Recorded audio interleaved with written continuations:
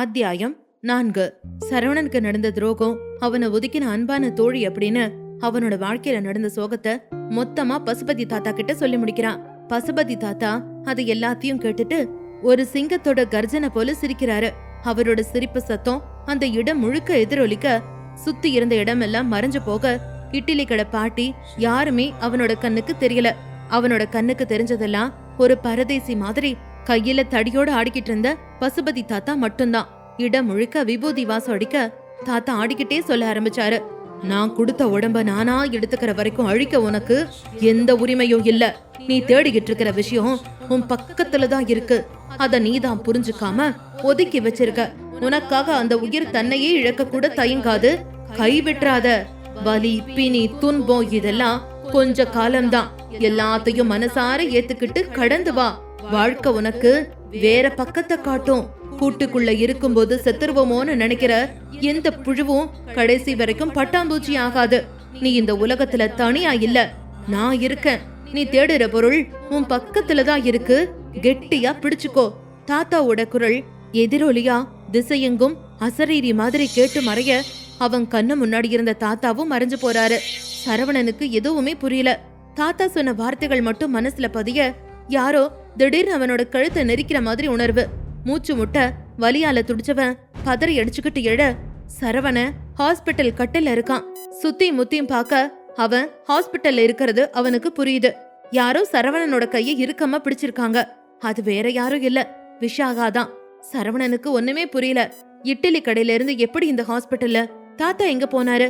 அந்த இட்லி கடை பாட்டி ஒட்டு மொத்தமா சரவண குழப்பத்துல இருக்க, சரவணனோட அசைவு தெரிஞ்சதும் கண்ணு முடிச்சுட்டான் விஷாகா. உடனே சரவணன், பாப்பு நான் எப்படி இங்க வந்தேன்?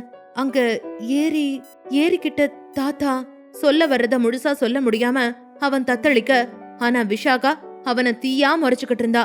துளியும் யோசிக்காம பளார்னு ஒரு அற விட்டா. சத்தம் கதவுக்கு வெளியிலயும் கேட்க, வெளியே இருந்து மூர்த்தியும் தனலட்சுமியும் வந்தாங்க. வந்தவங்க பார்த்தது கன்னத்துல கை வச்சுட்டு பாவமாய் இருந்த சரவணனையும், உலை கனலா கண்ணுல கண்ணீரோட அவனை முறைச்சுக்கிட்டு இருந்த விஷாகாவையும் தான். ஏய், எதுக்கடி புள்ளி அடிச்ச? அவனை இப்பதான் உயிர் பொழைச்சு வந்திருக்கான். இப்படியா பண்ணுவ? நீ பேசாத. இப்ப என்ன நடந்துச்சா? துரை ஏரியில விழுந்து சாகுற அளவுக்கு. அவனை ஏன் அடிச்சேன், எதுக்கு அடிச்சேன்னு யாராவது கேட்டு வந்தீங்க, நான் மனுஷியா இருக்க மாட்டேன். வெளியே போங்க அப்படின்னு அவ ஆக்ரோஷமா கத்த, தனலட்சுமி எதுவும் பேசாம அமைதியாயிட்டாங்க. சிதம்பரம் புள்ளை இப்படி செஞ்சிருக்க மாட்டான். உங்க அப்பாவுக்கு கொடுத்த வாக்க என்னால காப்பாத்த முடியலன்னு ஒரு மனவேதனையை எனக்கு கொடுத்துறாதப்பா.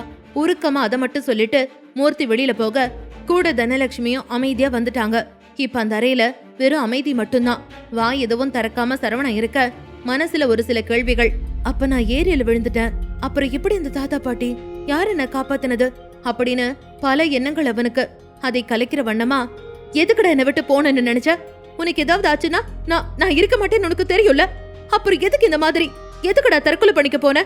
என்ன விட்டுட்டு போனேன்னு முடிவு பண்ணிட்டியா அப்படின்னு சொல்லி விஷாகா சரவணனோட நெஞ்சில தன்னோட பிஞ்சு கைகளால மாறி மாறி அடிச்சவ ரொம்பவே உணர்ச்சி வசப்பட்டுட்டா. அவனை இறுக்கமா அணைச்சுக்க, இதுதான் இந்த உலகத்தோட கடைசி நாள் அப்படிங்கிற அளவுக்கு இருந்தது அவளோட பிடி. அவ கண்ணுல கண்ணீர் நிக்காம வழிய, சரவணனுக்கு இப்பதான் புத்தியே தெரிஞ்சது. பசுபதி தாத்தா சொன்னது ஞாபகத்துக்கு வர, சுபத்ரா மேல வச்சிருந்த காதல் ஒரு மாயைன்னு புரிஞ்சுக்கிட்டான். விஷாகா கிட்ட அவன் உயிருக்குயிரா ரத்தமும் சதையுமா கலந்திருக்கிறதே பைபிளுக்கு இப்பதான் தெரிஞ்சிருக்கு. சுபத்ரா அவனுக்கு தந்த துரோகம் இல்ல ஏமாற்றம் அவனுக்கு கோவத்தை மட்டும்தான் கொடுத்துச்சு, காதல் வலிய இல்ல. ஆனா அவனோட பாப்புவுக்கு மாப்பிள்ளை பார்க்கணும்னு மூர்த்தி சொல்லும் போது, அவனை தனியா ஒதுக்கும் போது மனசு பட்ட வேதனை வலி மொத்தமும் அவனை ரொம்ப தனிமைக்கு தள்ளுச்சு. அவனே இப்பதான் அவனோட தற்கொலைக்கு காரணத்தை புரிஞ்சுக்கிட்டான்.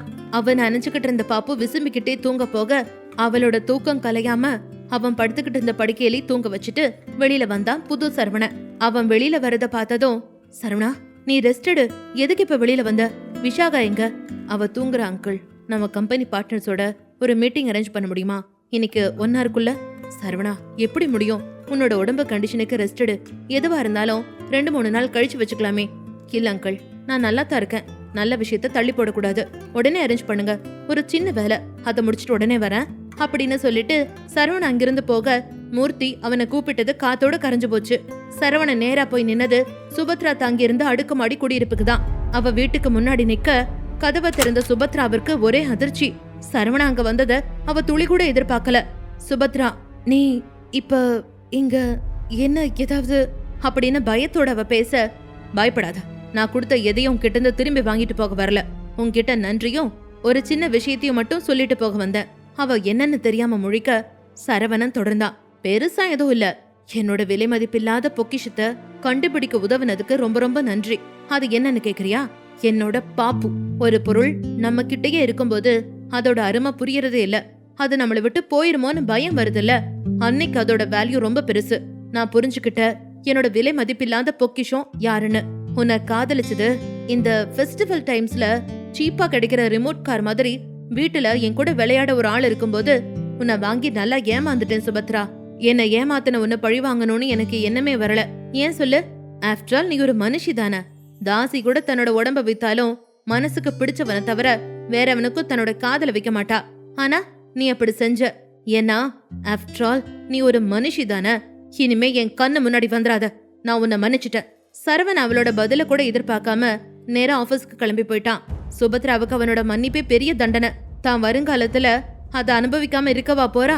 ஆபீஸ்ல சரவணன் சொன்ன மாதிரி மூர்த்தி எல்லாத்தையும் செஞ்சு முடிக்க சில பத்திரங்கள் மூர்த்திக்கே தெரியாம கம்பெனி லாயர் கிட்ட ரெடி பண்ணி கொண்டு வர சொல்லிட்டான். எல்லாரும் குழப்பத்தோடையும் சரவணன் எதுக்காக திடீர்னு மீட்டிங் அரேஞ்ச் பண்ணிருக்கான்னு ஆர்வத்தோடையும் வந்திருக்க அங்க சரவண முகத்துல புதுவிதமான தேஜஸோட இன்னும் கம்பீரமா அந்த மீட்டிங் ஹால்குள்ள வந்து நின்னான். Hello all of my SK groups partners and investors, எல்லாத்துக்கும் குட் மார்னிங். என்னடா இவன் திடீர்னு மீட்டிங் அரேஞ்ச் பண்ணிருக்கானேன்னு குழப்பத்தோட இருப்பீங்கன்னு நினைக்கிறேன். ஆக்சுவலா இந்த மீட்டிங்கை நான் கம்பெனி பொறுப்பை ஏத்துக்கிட்ட உடனே செஞ்சிருக்கணும். But not late. இன்னைக்கு அந்த நல்ல காரியத்தை செய்யணும்னு நினைச்சேன். என்னன்னு எல்லாரும் ஆர்வமா இருக்கீங்களா? எல்லாரும் ஆர்வத்தோட தலையசைக்க எங்க அப்பா ரொம்ப சீக்கிரமா நம்மளை விட்டு போயிட்டாரு.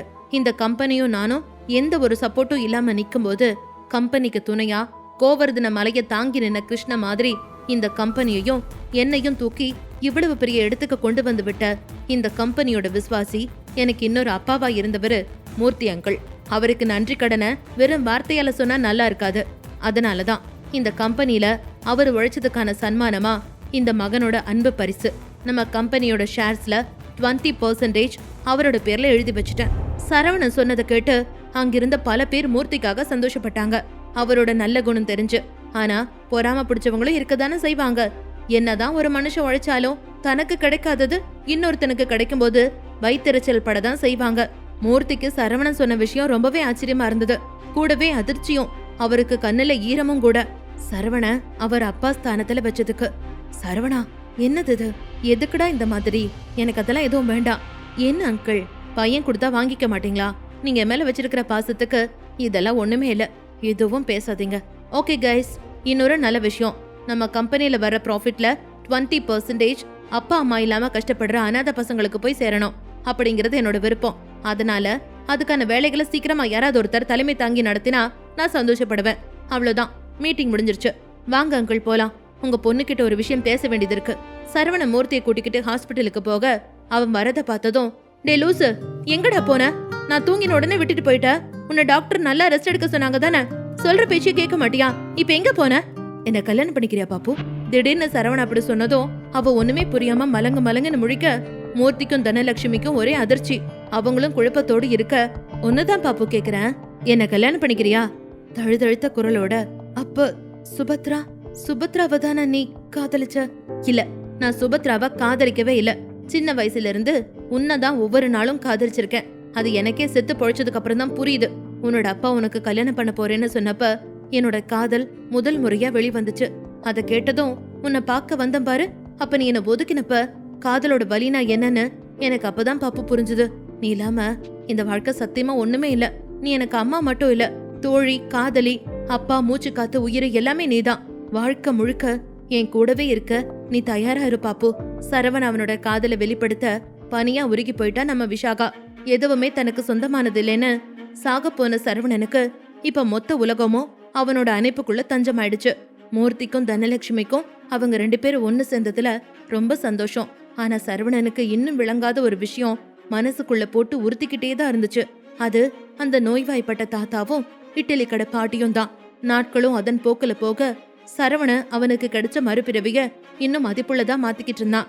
அவனுக்கும் அவனோட பாப்புவுக்கும் கல்யாணம் நடத்தவும் முடிவு பண்ணி அதுக்கான வேலையும் நடந்துகிட்டு இருக்க திடீர்னு விஷாகா கிட்ட, பாப்பு, நம்ம 2 பேரும் வெளியில போயிட்டு வரலாமா? எனக்குள்ள ஒரு விஷயம் உறுத்திக்கிட்டே இருக்கு ரொம்ப நாளா. அதுல இருந்து திரும்பி வர அங்க போனாதான் முடியும். போயிட்டு வரலாமா? கூப்பிட்டா வரப்போறேன், போலாம். ஆனா என்ன விஷயம் என்கிட்ட சொல்லணும். 2 பேரும் கார்ல ஏறி கிளம்ப அந்த ஏரிக்கரைக்கு வந்ததுல இருந்து பெரியவர் மறைஞ்ச வரைக்கும் எல்லாத்தையும் ஒண்ணு விடாம சொல்ல விஷாகாவுக்கு அத நம்பவும் முடியல, நம்பாம இருக்கவும் முடியல. குழப்பத்துடனே அவன் கூட போக அன்னைக்கு நின்ன இடத்துலயே சரவணன் காரை நிறுத்தினான். அங்கிருந்து நேரா அந்த இட்லி கடை இருந்த இடத்துக்கு காரை கொண்டு போய் நிறுத்த இறங்கி வந்தவனுக்கு ஒரே அதிர்ச்சி. அன்னைக்கு நைட் அவன் பார்த்த இட்லி கடை அங்க இல்ல. அதுக்கு மாறா அங்க இருந்தது ஒரு சிவன் கோவில். பார்வதி சமேதரா எம்பெருமான் காட்சி கொடுக்க தன்னை அறியாமலேயே கோவில் திசையில சரவணன் நடக்க அவன் முன்னாடி ஒரு சிவனடியார் வந்து நின்னாரு. ஈசன் எப்பவுமே உனக்கு துணையா நிப்பேன், எதுக்கும் கவலைப்படாத.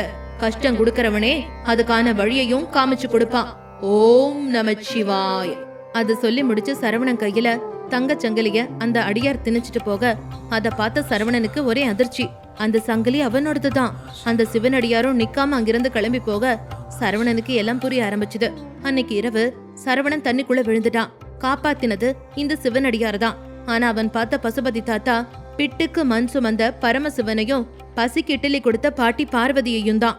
சரவண மனம் முருகி அந்த பித்தன் முன்னாடி வாழ்க்கையோட முக்கியத்துவத்தை புரிஞ்சுக்கிட்டான். எல்லா பிறப்பும் பிறந்து இழைத்தேன், எம்பெருமான் மெய்யே உன் பொன்னடிகள் கண்டு இன்று வீடு உற்றேன். உய்ய என் உள்ளத்துள் ஓங்காரமாய் நின்ற மெய்யா விமலா விடைப்பாகா வேதங்கள் ஐயாவென ஓங்கி ஆழ்ந்து அகன்ற நுண்ணியனே. கஷ்டத்தை கொடுக்கிற சாமி அத ஜெயிச்சு வர வழியையும் கொடுக்கும். அத புரிஞ்சுக்காம கஷ்டத்தை நினைச்சு வருத்தப்பட்டுக்கிட்டு இருக்க கூடாது. அவன் கொடுத்த உசுர உதாசீனப்படுத்த கூடாது. தற்கொலை எந்த கஷ்டத்துக்கும் தீர்வாகாது. எல்லா கஷ்டத்துக்கும் கூட துணையா எல்லா தெய்வமும் இருக்கும். சுபம். என்றும் அன்புடன் அனிதா.